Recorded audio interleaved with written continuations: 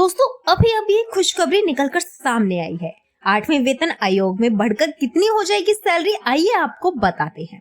दोस्तों सरकार ने नए साल में केंद्रीय कर्मचारियों को बड़ा तोहफा दिया।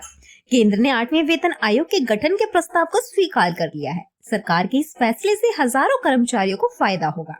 वहीं आपको बता दें कि 7वें वेतन आयोग का टर्म साल 2026 में समाप्त हो रहा है और इसे देखते हुए केंद्र सरकार ने 8वें वेतन आयोग को गठित करने का फैसला लिया है। 8वां वेतन आयोग को लेकर जो भी कंफ्यूजन आपके दिमाग में है उसे आज हम इस वीडियो में क्लियर करने वाले हैं। आपको एक एक करके सभी पहलुओं के बारे में विस्तार से जानकारी देंगे। तो आइए आपको बताते हैं कि क्या है 8वां वेतन आयोग और कब होगा ये लागू। इसके साथ ही आपकी सैलरी कितनी बढ़ेगी। वहीं प्रधानमंत्री नरेंद्र मोदी ने केंद्रीय कर्मचारियों को बड़ा तोहफा देने का ऐलान किया है। दरअसल 7वें वेतन आयोग का टर्म साल 2026 में समाप्त हो रहा है। ऐसे सरकार ने 8वें वेतन की तैयारी अभी से शुरू कर दी है। कैबिनेट ने केंद्र सरकार की कर्मचारियों के लिए 8वें वेतन आयोग के गठन को अपनी मंजूरी दे दी है और इसके लिए राज्य सरकार, PSU आदि से विचार विमर्श उनकी तरफ से किया जाएगा।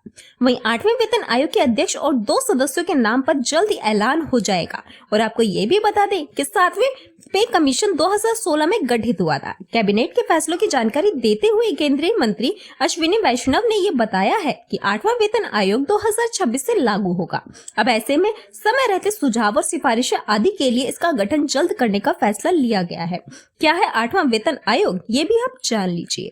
दोस्तों केंद्र सरकार की तरफ से एक आयोग का गठन किया जाता है। इसे वेतन आयोग कहा जाता है। ये केंद्र के सरकारी एम्प्लॉय के सैलरी स्ट्रक्चर में बदलाव की सिफारिश करता है। पिछला यानी कि 7वां वेतन आयोग फरवरी साल 2014 में गठन हुआ था। हालांकि इसे 1 जनवरी साल 2016 में लागू किया गया था।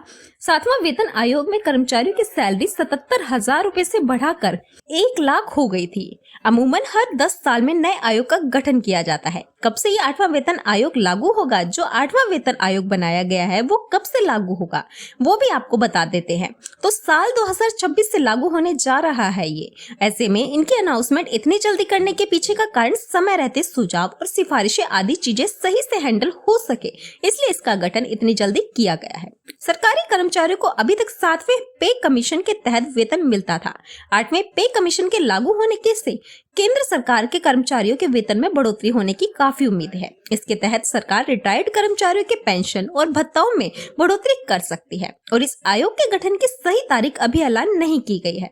साथ ही बहुत सारे लोगों के जहन में ये सवाल होगा कि कितनी सैलरी उनकी बढ़ने वाली है, तो वो भी आप जान लीजिए। दरअसल अश्विनी वैष्णव ने ये कहा है कि 8वें वेतन आयोग की निगरानी के लिए जल्द ही अध्यक्ष और 2 सदस्यों की नियुक्ति की जाएगी। 8वें वेतन आयोग के आ जाने से सैलरी पर क्या फर्क पड़ेगा वो आपको बता देते हैं।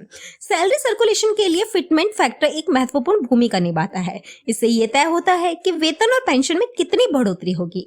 वेतन की अगर हम बात करें तो वर्तमान वेतन आयोग में फिटमेंट फैक्टर 2.57 रखा गया है। इसके जरिए न्यूनतम वेतन 77,000 से बढ़ाकर 1 लाख हो गया। 8वें वेतन आयोग के लिए 2.86 फिटमेंट फैक्टर की मांग हो रही है। इसके मुताबिक न्यूनतम वेतन 1,08,000 से बढ़कर